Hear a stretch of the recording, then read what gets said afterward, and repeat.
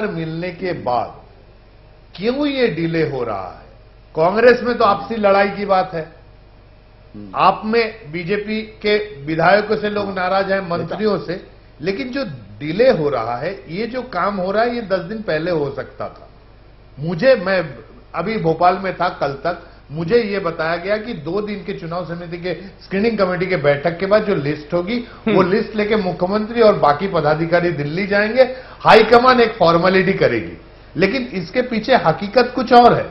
क्या आपके यहां भी फ्यूड है, आपसी लड़ाई है, उमा भारती जैसे कुछ और फैक्टर है? क्यों डिले हो रहा है?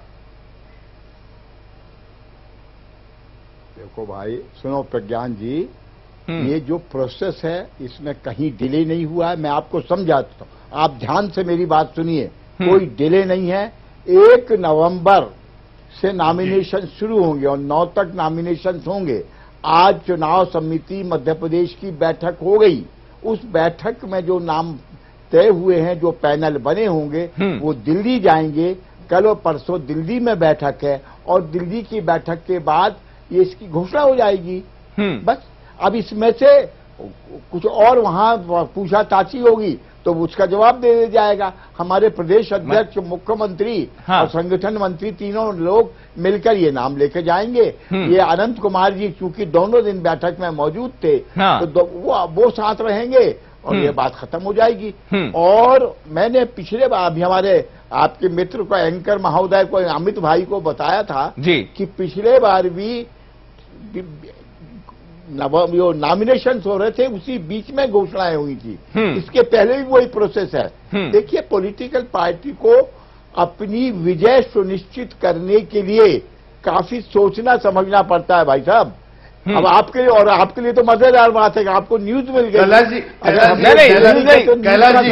जी, मेरा एक छोटा सा सवाल। कोई विवाद नहीं है, कोई झंझट नहीं है। आप ही जो आप जितना कैलाश जी, जितना सिंपल आप बता रहे हैं, क्या अंदर उतना ही सिंपल है या बीजेपी को भी कांग्रेस का रोग लग गया है? बिल्कुल ना, हमको रोग कभी लग ही नहीं सकता और ना हम कभी रोगी हो सकते। एक स्वस्थ पार्टी और बहुत ही अनुशासित पार्टी है। छोटी मोटी अगर प्रक्रिया में कुछ बात आ गई है तो देखिए, हमारे यहाँ 4 लोगों को सस्पेंड भी कर दिया।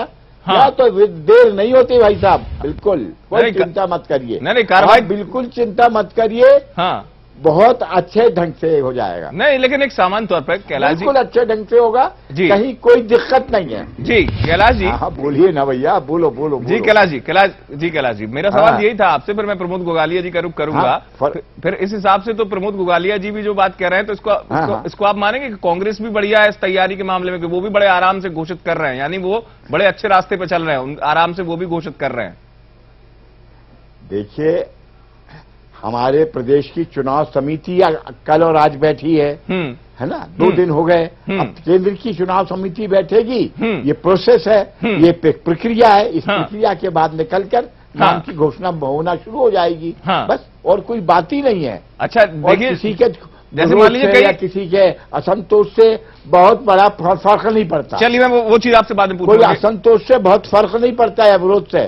जो निर्णय पार्टी करेगी उसको सब शिरोधारी करेंगे। आप इससे बेफिक्र रहिए। आप देखिए ना, अभी पता चल जाएगा।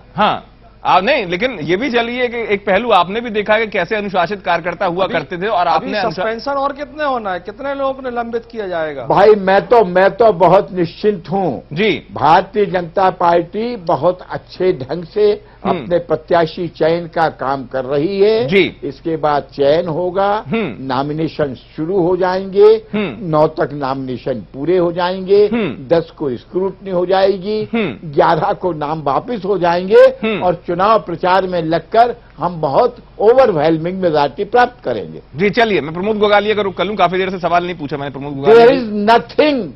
नहीं, देयर इज समथिंग, वही पूछूंगा मैं आपसे। देयर इज समथिंग, तब तो कुछ समय है, मैं पूछूंगा Kailash ji. There is nothing, आऊंगा मैं। Everything is all right. All is well आप कह रहे हैं, आप ऑल इज वेल कह रहे हैं। या आइए। चलिए, मैं आऊंगा आपके पास। मैं प्रमोद गोगालिया जी से जरा बात कर लूं। हम कांग्रेस के बारे में, हम कांग्रेस के बारे में